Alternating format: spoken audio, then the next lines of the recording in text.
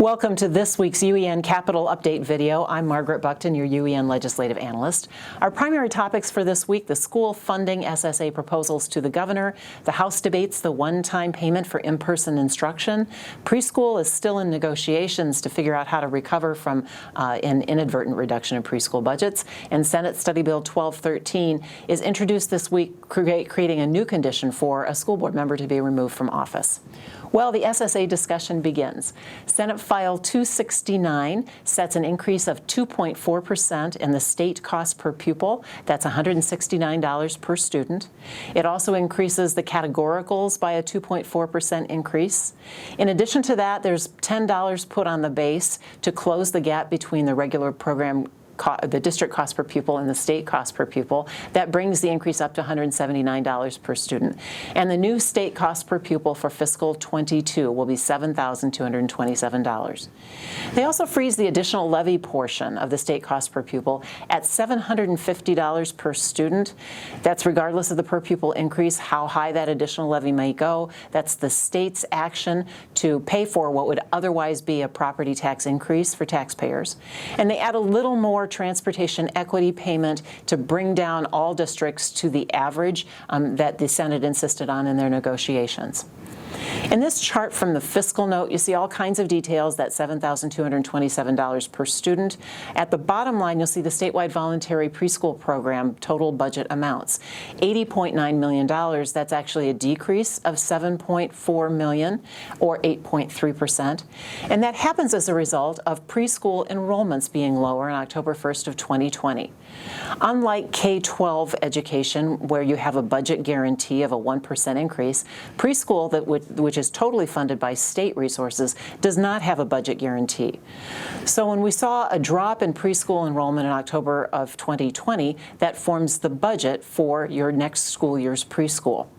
In this particular slide, the blue bar is the statewide voluntary preschool program enrollment. That's the one that's funded by the state. The orange bar are other preschool enrollments at your school district, and they may be funded by Head Start or Shared Visions or other preschool programs. So we're talking about that blue bar, which you can see had a big decline in October 1st of 2020. So all in, how much state money is this? The state aid portion is $36.5 million, but that's assuming current law. We fully expect and have been told that the AEAs will be given a cut of $15 million, likely in the standings appropriations bill at the end of session, like they had for every year for the last decade plus. So that has to be taken out of the cost of this.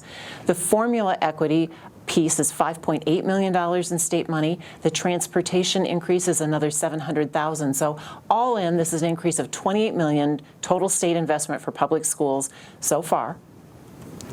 That takes us to the one-time funding bill. House File 532, Qualified Instruction Funding Supplement, was amended and approved on the House floor Thursday evening with 71 representatives voting in favor, 24 opposed. They did make some amendments to the bill. They count any days of instruction after July 1st of 2020. They allow virtual or hybrid days due to the derecho to count. It lowers the total amount of the appropriation from $30 million to $27.2 million. School districts will have to report to the Department of Management 14 days following enactment of the bill how many days they had that met the various conditions and how they're counted. There's no change to the proration for in-person, hybrid, more than 6 hours, less than 3, et cetera, that were in the original version of the bill. And all of those details will be in your weekly report. The supplemental appropriation means that it happens in this spring, and the intention of the floor manager on the bill was to help compensate districts who had extra costs for in-person instruction. So meanwhile, during the SSA debate, Senator Sinclair did say that they're going to continue to work on the preschool hit. It's not in the one-time funding bill, so we expect to see it in another bill, so stay tuned. We wanted to highlight one bill that was introduced today, Senate Study Bill 1213. It deals with removal from office, and it also deals with additional ethics violations for a superintendent's license. But the one provision that we're particularly sharing with you today, it adds a new condition to removal from office just for a school board member. And it would add to Iowa Code 66.1a a new number 8, and this is for knowingly and intentionally violating a provision of Title VII with several several subtitles there, or other provision of Iowa law governing the operation of the school corporation. Now, this section 66.1a deals with all locally elected officials, those to city council, et cetera. And this would call out school board members for a unique and different operation that the district court could remove them from office.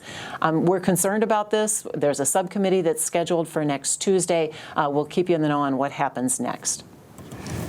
Good news this week, there's no voucher or charter school bill that has yet materialized in the House. Keep in contact with weekly respectful messages to legislators.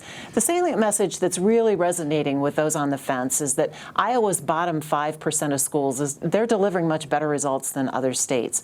We'll always have a bottom 5% based on the federal law, regardless of how much better our schools get, and our school could be next. This policy is much bigger down the road than what it may appear.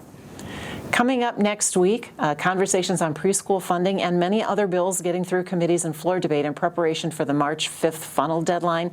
That's the deadline by which bills have to clear the committee in the other chamber. So Senate files out of a House committee, House files out of a Senate committee in order to stay alive. See your weekly report for additional details. Your advocacy action task list. Keep talking about the priority of public schools and find a way to break through the noise of all the email and social media. Write a letter, leave a phone message, send a text. Be respectful and share one more thing you learned this week, and keep at it every week until we get through this session. Involving preschool, share the impact of declined enrollment to your budget with your legislators. UEN resources to help. Check the new UEN website. Don't forget to keep us informed of any communications, contacts, and relationship you have with your legislators. And thank you to our UEN corporate sponsor, BoardWorks, for their support of UEN programs and services. You can find information about how they can help your district on the corporate sponsor page of the UEN website. And most of all, thank you for your advocacy efforts on behalf of the students in your school district. We'll see you next week.